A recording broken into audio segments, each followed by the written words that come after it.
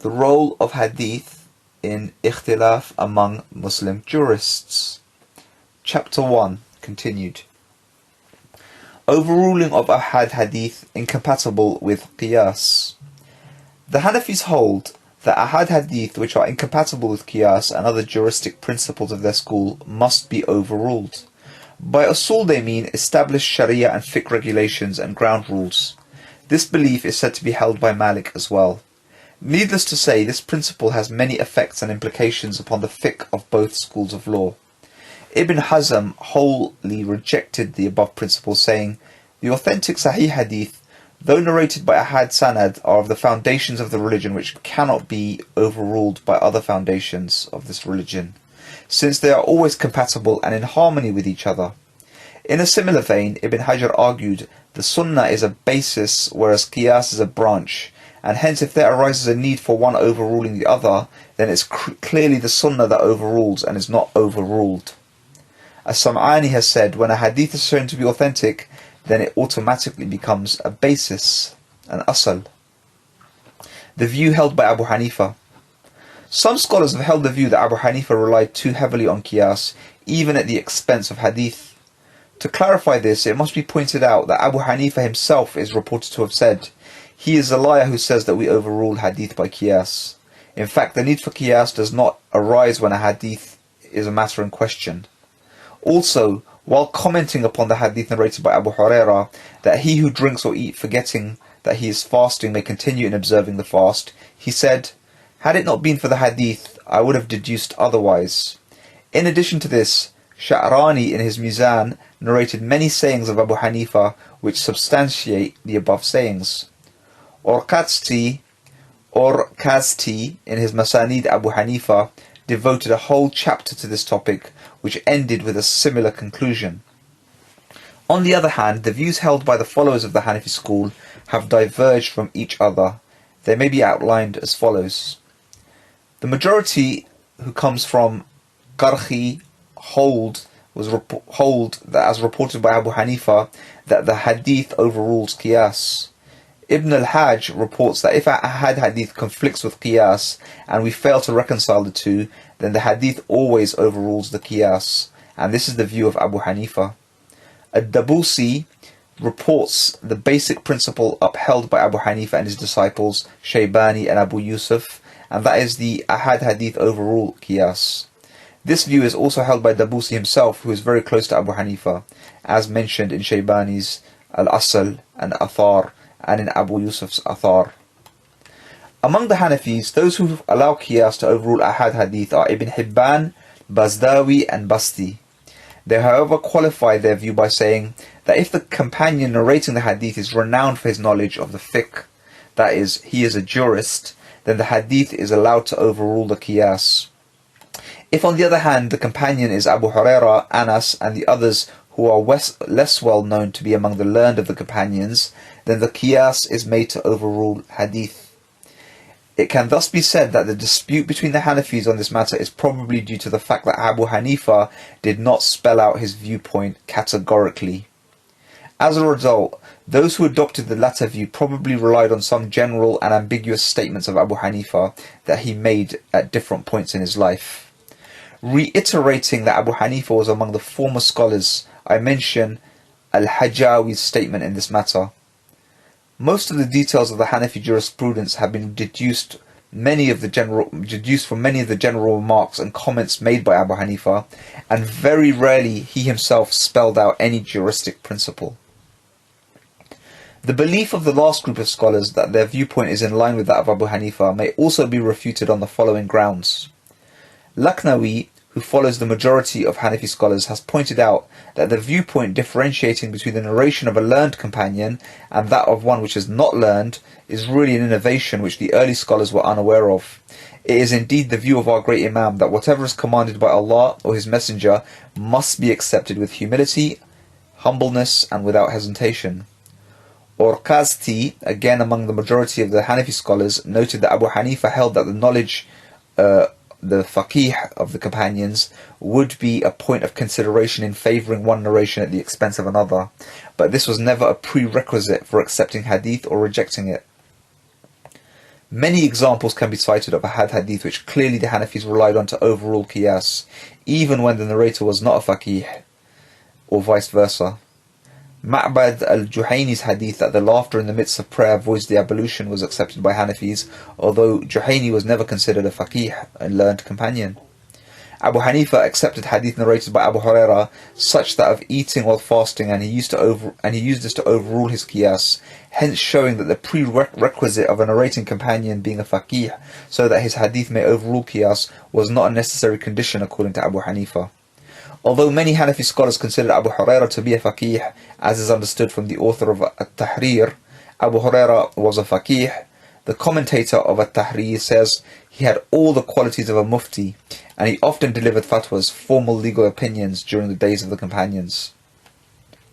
Therefore, I may conclude that this additional requirement of the later Hanafis is superfluous, and this is further substantiated by the following hadith. Blessed be he who listens to my teachings and then reports them and narrates them as he heard them. Many a times the second listener is more learned than the narrator. This hadith provides the authority that whether the narrator or the listener is a faqih or not, must still abide by the hadith. Whether he is a listener simply or a faqih, a learned person, he must still abide by it. As for the authentic hadith which Abu Hanifa refuted, it is safe to say that there were often other considerations which led him to refuting the hadith. Abu Zahra studied this matter and concluded the following. 1. In many cases where Abu Hanifa voiced an opinion based on qiyas or not, conflicting with the ahad hadith, this was simply because he was unaware of the hadith. 2. As for the cases when his rulings were incompatible with an ahad hadith, it is explained in Kashf al-Asrar that our madhab scholars did so because those hadith were in conflict with the Quran, or mutawatir hadith, or mashhur hadith, and not because the narrator was a faqih. I find no reason to dispute with Abu Zahra. Indeed, it can categorically be said that one's knowledge can encompass the whole of the Sunnah, especially in the days of Abu Hanifa, when the Sunnah was not started to be compiled. And so people's knowledge of the Sunnah was restricted to the hadith narrated by the companions or their disciples living in nearby areas. Occasionally, Abu Hanifa's students would be faced with situations where his opinion conflicted with ahad hadith, which came to their knowledge at a later stage, since it would be hard to admit that Abu Hanifa was ignorant of the said hadith. They would explain it by saying that it was in conflict with the basic rule of their madhab. This led to some confusion later on. For example, Ibn Malak, a Hanafi, claims that Ad-Dabusi held that Qiyas overruled ahad hadith. It seems here that he understood this from the chapter in Dabusi's book Thesis an-Nadhar, entitled Basic Rules Overrule Ahad. But Dabusi does not consider Qiyas to be of the basic rules of the madhab, as was shown earlier. The view held by Malik. It is attributed to Malik that he held Qiyas to overrule ahad hadith, as is the case of Abu Hanifa. This has never been found explicitly spelled out by Malik in any of his works. In fact, Abu Zahra in his work entitled Malik mentions that the usul of Malik would have been deduced from his writings as a whole, and have not been found expressed in point-by-point form anywhere. Thus again, there is no consensus amongst the scholars generally as to what his real position was. Among those who believe that Malik held Qiyas to overrule ahad hadith were Ibn Qudama and Ibn Taymiyyah. Al-Qarafi, in both his book Al-Dhakira and Tankih al-Fusul, reported that Ibn Rushd and Iyad believed Malik to be in this group. Again, Ad-Dabusi reported and attributed this position to Malik, and even went on to substantiate his claim by citing examples of ahad hadith which he believed Malik refuted in favour of Qiyas. Ar-Razi supported Dabusi's claim, although the review of Razi's Al-Mahsul said this is attributed to Malik by Usulis, and it has never been expressed by Malik himself, and it is unbecoming of them to attribute such nonsense to Malik, who is much more learned to have had this belief himself, or this saying himself. Others who have also mentioned that Malik holds Qiyas to overrule hadith include Al-Asnawi and Al-Basri. However, Amidi and Shirazi cautiously attributed this belief to the followers of Malik's school rather than Malik himself. Among those who hold the opposite view, i.e. Malik does not hold Qiyas overrules a hadith, is Bukhari. In Kashf al-Asrar, he reported that Sam'ani strongly held that it is a great injustice to attribute to Malik that which he supposedly overruled Ahad Hadith by Qiyas. Malik undoubtedly is the most innocent person for such an accusation. In addition to this, Qadi Abdul Wahhab al-Maliki reports that all the early Malikis held that a hadith overruled Qiyas. Shanqiti reports that all the narrators attributing that former position to Malik are unauthentic, da'if, and substantiated his claim by citing a basic rule held by Malik. Any Qiyas in conflict with the Quranic verse or hadith is wrong and invalid. Al-Hajjawi qualified this statement that if the hadith was not narrated by trustworthy and disciplined men, thiqa, or if the Qiyas in question found support in the general verses of the Quran, he would then hold that if the Qiyas is incompatible with the Ahad Hadith in question, it would overrule the Hadith. Unfortunately, contemporary scholars in comparative fiqh and Hadith have not resolved this question or done justice to it. Al-Khin, for example, is contented by pointing to some excerpts from various sources. Al-Khafif reports that Malik holds that Qiyas overrules Hadith sometimes without any elaboration. Az-Zulami rather neglectfully reports that Malik holds Qiyas to overrule Ahad Hadith without even mentioning the dispute amongst the scholars. Except for Abu Zahra, who studied this issue with some-depth, it is surprising that the former scholars mention nothing of Shatibi's findings and studies in his major work, Al-Muwafaqat, concerning this conflict. Al-Hajjawi seems to have summarized Shatibi's arguments and merely provided a condensed version thereof. Before concluding this discussion in light of the Abu Zahra's findings, I would like to make the following remarks. I believe has been reported by Ahmadi and Shirazi that the overwhelming Ahad Hadith by Qiyas was held by Maliki scholars rather than Malik himself. It should also be noted that the scholars who attributed the opposite of the view of Malik were not able to cite any narration or saying of Malik substantiating their claim. Although I mentioned earlier a number of Maliki scholars such as Qarafi, Ibn Rushd and others attributing the overruling of Ahad Hadith by Qiyas to Malik himself, Al-Alwani claims that this viewpoint was never been attributed to Malik or any of his followers. Abu Zahra's position. While reporting Qarafi's claim that Malik held Qiyas to overrule Ahad when the two conflict irreconcilably, Abu Zahra nevertheless invalidated this claim by relying upon Shatibi's arguments. Shatibi divided the Shari'iyya evidence into two types, namely definitive and speculative, qat'i and dhanni. Dhanni evidence is then subdivided into two kinds, that which one emanates from a definitive asl, a basis, and the other that does not. If the latter type of speculative asl, the one that does not emanate from a definitive asl, comes into conflict with another definitive asl, then it must be rejected.